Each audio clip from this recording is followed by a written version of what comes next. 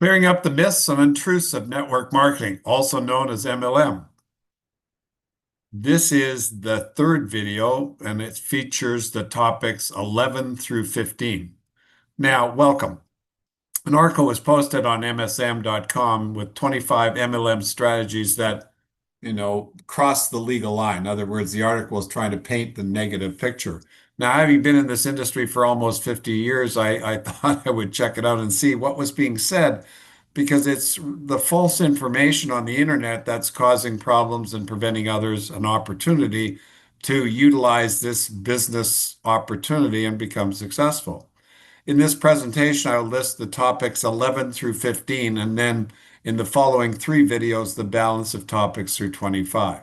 So when someone brings up one of these points, you can forward them a copy about their concern. Now, the original article is no longer available, and this video again will cover these five myths, and there will be a total of five videos in all covering all 25 of the myths. So let's explore these. So myth number 11, limited product value. Now, this is going to be a very subjective view. And again, some of the products from network marketing have become household brands and have been used and consumed for decades. So that limited value idea is kind of a little sketchy. Now, we know that many try to build a business by using MLM as the method, and the reason for that is of cost to bring a new product to market. And some of the products don't work, but that's the same with traditional businesses as well. The key to the product is the emotional impact to the user and then how word of mouth then becomes the driver to perpetuate and grow the strength of that product. Having a unique product, or as they say, a better mousetrap, is the key to success. And if you have a product that no one else has, then bingo, you can hit a home run. Look at all the super successful businesses out there and look at their products and how they started, and then look at how many have copied some of the best and then tried to add on or alter or make better the original product. I mean, this is basically business 101.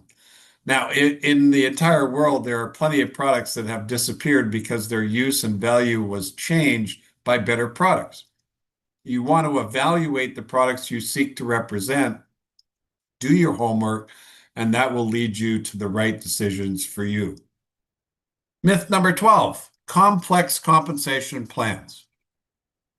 I suppose it's like the tax code, which is a very complex thing to most who've never had the opportunity to study it or work with someone that knows it. The main reason that these comp plans seem complex is their language is not understood by new people and they haven't really studied them properly. With the right training and support, all plans can be understood. And then this is one of the keys to becoming successful. I know I have friends who have bought products that have instructions and they tell me they're too complex and don't follow them. It happens everywhere. The key here is to make sure you learn from someone who knows, and then make sure once you learn, teach those in your group, because not understanding the compensation plan is one of the reasons for a lack of success. But it's the same for anything else that you don't understand. Take the time to study and learn your plan and see how beneficial that activity actually is. Myth number 13, the focus on personal development. Well, first, you understand what is meant by personal development, and next, how that relates to any business activity. Now, personal development is looking inward and focusing on ways to better yourself in all aspects of your life. This has got to be a good thing. This then can be very beneficial to any individual to become better and more successful. Now, there is a time and a place for everything, and the key is based on what the individual wants from their participation to begin with. The answer to that question determines the focus, the drive, and the commitment of the individual. For example, I needed a job or a business where I had the potential to earn $8,000 per month because that was what I needed to pay the bills, put food on the table, and take care of my family. Now, I was willing to do whatever I needed to do, provided it was legal, moral, and ethical. Now, before getting involved, I had lots of help related to self-help and personal development, and I was able to use what I'd learned with this business. So before one starts, you want to take inventory of what you need and what you want. How does it work? And what activities do you need to focus on? And then once that is done and you then go to work, how do you evaluate what you have accomplished and how can you put that to work as well? Myth number 14, promotion of business ownership. Now, in the original article, it was made to look like promoting network marketing as a business is wrong or that MLM is not a real business. All right.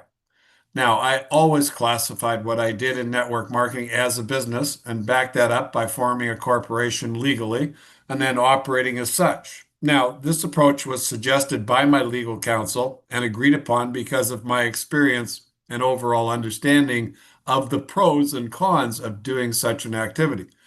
Some have set up and used LLCs as well. What you do is a business activity because what we do is we market the products of a company to consumers and then we set up a distribution network. And you need to treat it as a business, just like any business that markets and sells product or service. And the more you do so, the greater the potential outcomes. In other words, if you spend more than you make, you're going to go broke. So you got to have budgets, you got to have advertising, you got to have promotion. You may have an accountant, you may have legal counsel. These are all business aspects. It is very helpful to understand business and the rules and regulations that apply to a business to make it profitable. And in that understanding, one gains insight as to what to do to make the business operate well and profit from the activities. Myth number 15, creating a sense of community. Now, in the original article, this one, it was put down as a legitimate benefit for MLM activities.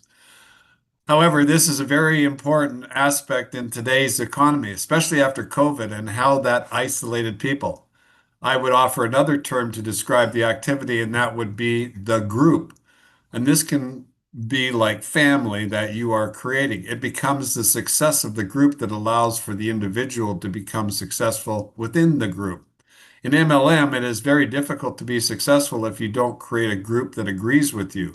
Once the group gets rolling, then others can use that success to help their efforts. It becomes an aspect of belief and most definitely a sense of community with everyone on the same page. If it works and one can get what that they want, then their belief is strengthened and also the opposite. If one doesn't get what they want, then that alone can ruin their belief. Therefore, the strength of the group opens the door for other individuals to use that strength along with their own hard work. It's a win-win, and that creates the idea of a sense of community.